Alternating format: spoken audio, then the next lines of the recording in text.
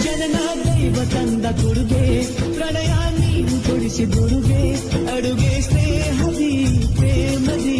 ಉಳಿಸಿರುವೆ ಈ ಬಗೆ